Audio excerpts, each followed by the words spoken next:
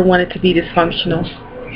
I no longer wanted to be a part of a dysfunctional family, not being able to get along, not being able to communicate and sharing our feelings, or not even being able to say, hey, look, you can't talk to me that way. You know, we need to do something about this. We need to change the way that we communicate with one another. Very hard to break that curse in my children's generation and my grandchildren's generation.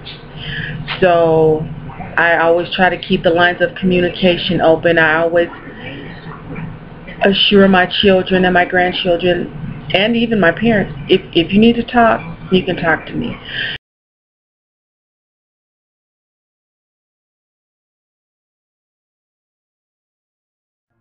Young ladies, you see, a lot of times there's so much peer pressure on us, so much pressure from our parents or grandparents or older brothers and sisters who excelled in one thing or another, or who got seemingly more praise from parents than, you know, the younger children.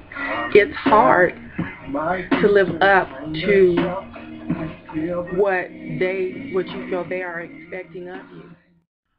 All the times when I was self-destructing and self-sabotaging myself and abusing and using and running the streets and being promiscuous and dangerous, He was protecting me. He had angels encamped around me, protecting me, showing me that He had something for me to do, showing me that He loved me, even when I didn't love myself.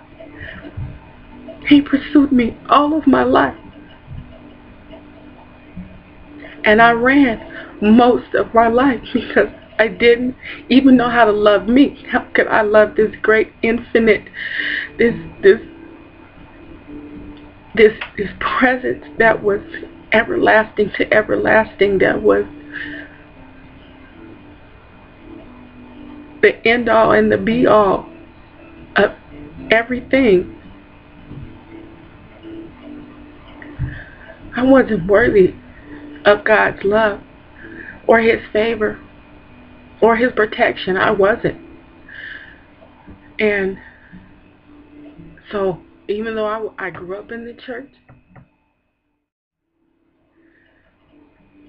somehow through all the darkness, all the suicide attempts, the abusive relationships, the drugs, the batarams, the homelessness, living in parks and sleeping next to railroad tracks with mice and rats and snakes crawling in and out of my sleeping bag. Yeah, God protected me. So I know that there's a God out there, and I know that He loves me, and I know that He loves you, and He's out there in this big whole wide universe just waiting for you to take His hand.